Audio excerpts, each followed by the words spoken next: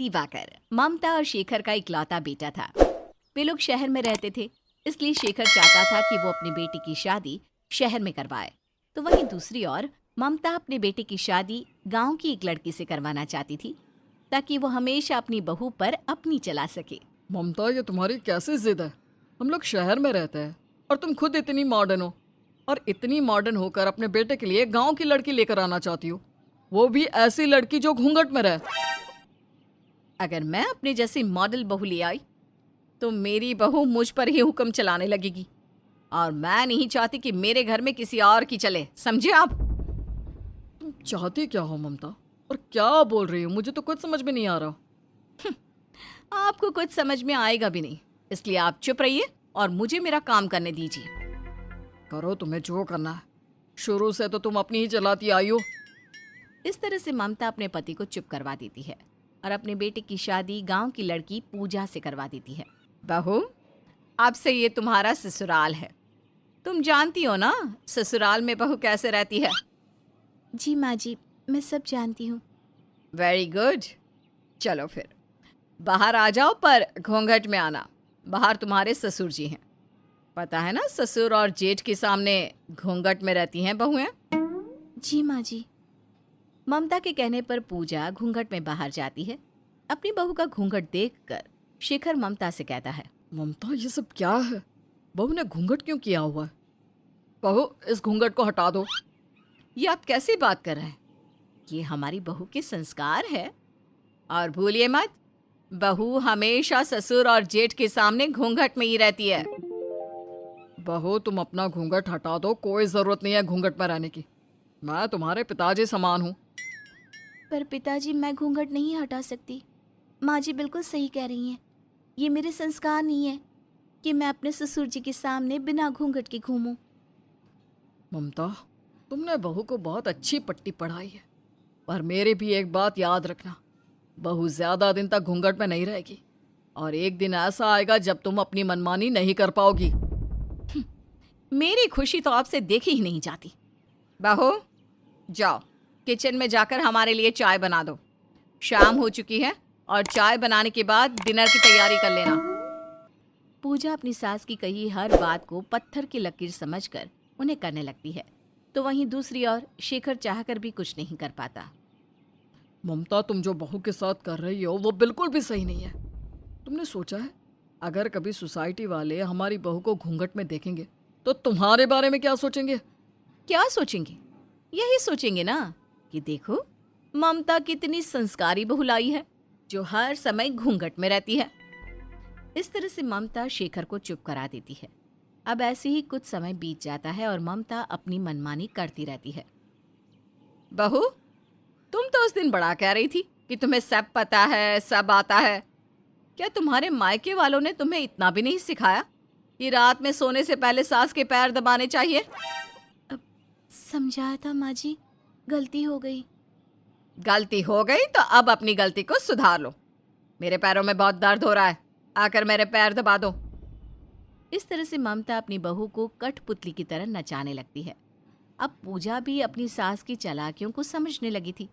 ऐसे ही कुछ दिन बीत जाते हैं और एक दिन जब ममता बाहर गई होती है तो शेखर अपनी बहू से कहता है, पूजा बहू, तुम अपनी सास के इशारों पर चलकर उसके घमंड को 7वें आसमान पर चढ़ा रही हो। तुम्हें नहीं लगता कि तुम्हारी सास तुम्हारे साथ ज्यादती कर रही है? पर पिताजी, मैं माँ जी के खिलाफ भी तो नहीं जा सकती ना। बहू, जब घी सीधी उंगली से ना निकले तो उंगली टेढ़ी करनी पड़ती है, और तुम्हारी सास प्यार से मानने वालों में से नहीं है। खुद तो वो मॉडर्न बनी रहती है और बहू को घूंघट पर रखती है। अपना घूंघट हटाकर अपनी सास को दिखा दो कि तुम उसकी कठपुतली नहीं हो। इस तरह से शेखर पूजा को काफी देर तक समझाता है। अब पूजा को अपने ससुर की बातें समझ में आ जाती हैं और वो फैसला लेती है कि अब वो अपनी सास को सुधार कर रहेगी। पिताजी, मैं आपकी बात समझ गई, आप बिल्कुल सही कह रहे हैं, पर मुझे समझ में नहीं आ रहा कि मैं माँ जी के खिलाफ कैसे जाऊं, कैसे सुधारूं उन्हें। बहू, सबसे पहले तो तुम अपना घूंघट हटा दो और अपनी सास को जवाब देना सीख जाओ, और जैसी तुम्हारी सास है वैसे ही बन जाओ, तभी ही सुधरेगी तुम्हारी सास। वो सब तो ठीक है पिताजी, पर मुझे डर लग रहा है कि अगर मैं माँ जी के खिलाफ गई तो। डरते क्यों हो? मैं हूं ना तुम्हारे साथ। इस तरह से शेखर अपनी बहू का साथ देता है। अब कुछ दिनों बाद पूजा बिना घूंघट के घर में घूमती है और धीरे धीरे बिना अपनी सास से पूछे घर से बाहर जाने लगती है। ये देखकर ममता को बहुत गुस्सा आता है। बहू रानी, अभी तुम्हारी शादी को 6 महीने भी नहीं हुए और तुमने अपने असली रंग दिखाने शुरू कर दिए। बहुत पंख निकल गए हैं तुम्हारे। सही कहा माँ जी। वो कहते हैं ना, जैसा देश वैसा भेष। देखिए ना, यहाँ कोई घूंघट में नहीं रहता।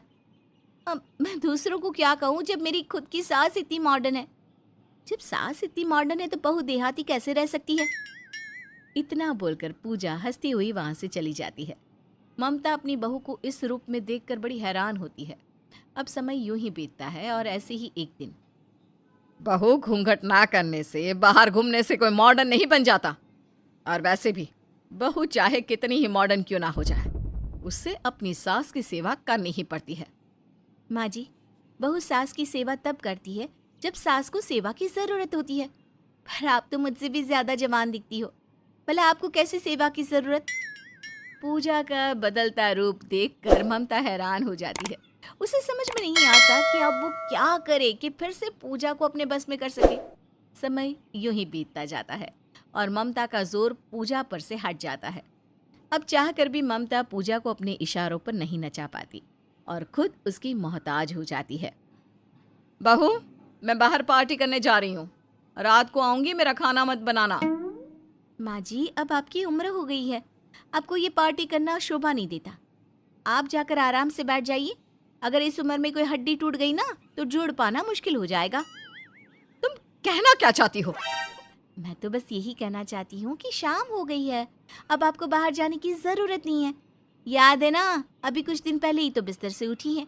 अगर इस बार फिर तबीयत खराब हो गई तो कौन करेगा आपकी देखभाल।